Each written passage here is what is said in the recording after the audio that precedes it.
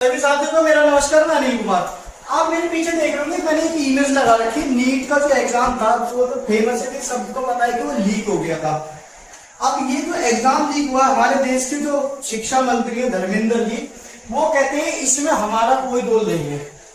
तो अगर आप एक चीज बताइए, हमारे देश से जो भी कितने भी गरीब घर के लोग होते हैं, वो अपने घर की जमीनें बेच के, जैसे दिल्ली के मुखर्जी नगर में आईएएस की तैयारी की जाती है, IAS exam, UPSC IAS exam की तैयारी की जाती है। ऐसी हमारे भारत देश में एक शहर है राजस्थान के कोटा क्षेत्र में नीट के एग्जाम की तैयारी करवाई जाती है।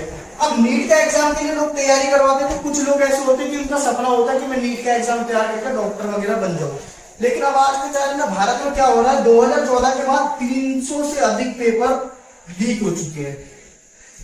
ये शॉकिंग वाली न्यूज है। 300 से अधिक पेपर लीक हो गए, जिसमें हमारे देश के माननीय मोदी जी कहते हैं और देश के हमारे शिक्षा मंत्री कहते हैं इसमें हमारा कोई दोष नहीं है। मैं आपसे एक चीज बताना चाहूंगा, जब तक भारत में इंस्टीट्यूशन इन लोगों के हाथ से नहीं छीने जाएंगे, तब तक इस देश का पेपर ऐसे ही लीक होता रहेगा।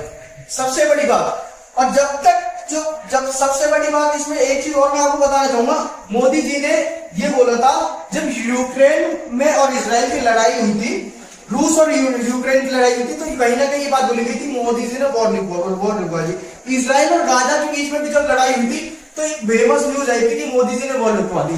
तो मोदी जी नीट के एग्जाम जो लीक हो रहे, लोगों के भविष्य के साथ खिलवाड़ हो रहा है, इसे क्यों नहीं रुकवा पा रहे? या तो ये रुकवा नहीं पा रहे या ये रुकवाना नहीं चाह रहे। दो ही चीज का मकसद हो सकता है। तो ये लोगों के देश के भविष्य के साथ, देश के बच्चों के भविष्य का जो खिलवाड़ हो रहा है, ये जो मजाक बनाया जा रहा है, इस चीज से आप कितना सहमत हैं? और क्या इन सरकार को इन सारी चीजों के बाद भी सत्ता में रहना चाहिए? हमारे देश के जो विपक्ष के बहुत बड़े नेता, कांग्रेस के अध्यक्ष राहुल गांधी जी ने इन चीजों को लेकर स्टूडेंट से बात करी और कदम से कदम मिलाकर साथ चलने का आश्वासन दिया है कि हम आपके साथ हैं। लेकिन इससे जो एग्जाम, जो नीट के एग्जाम लीक हुए, नेट के एग्जाम भी लीक हो चुके हैं अब तक। अभी कुछ दिन पहले यूपीएससी के एग्जाम हुए थे, यूपी पुलिस के यूपी में, वो भी लीक हो गए थे। तो जब आपके पास वो कंट्रोल ही नहीं है, तो किस बात का शिक्षा मंत्री बना के बैठा? इसे घर बैठा हो शिक्षा मंत्री को, और आप भी इस्तीफा देके घर बैठा, तो लोगों के भविष्य के साथ खिलवाड़ कर रहे हो आप लोग। क्यों? आपके जब इलेक्शन होते हैं, जब तो आप बड़ी बड़ी लंबी बातें करके जाते हो कि हम ये करवा देंगे, वो करवा देंगे, ये करवा देंगे, तो क्यों एग्जाम बच्चों के भविष्य के साथ खिलवाड़ क्यों करा जा रहा है?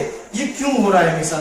मैं आपसे एक चीज निवेदन करूंगा, आपसे हाथ जोड़ के निवेदन करूंगा, अगर आपके हाथ में ये सारी चीजें नहीं है तो आपसे रिक्वेस्ट है कि शिक्षा मंत्री को बोल दो कि इस्तीफा दे दे और यहाँ से हट जाए। क्योंकि सबसे बड़ी बात, अगर आपको इस देश को बचाना है इन सारी एग्जामों से, तो जो हिंदुस्तान की इंस्टीट्यूशन है, ये इंस्टीट्यूशन इनके हाथ से हमें हटानी पड़ेगी और इलेक्टिव ऑनर्स किसी दूसरे के हाथ में देना पड़ेगा, तब जाके हमारे एग्जाम जो है वो लीक होने से हम इसको रोक सकते हैं। धन्यवाद।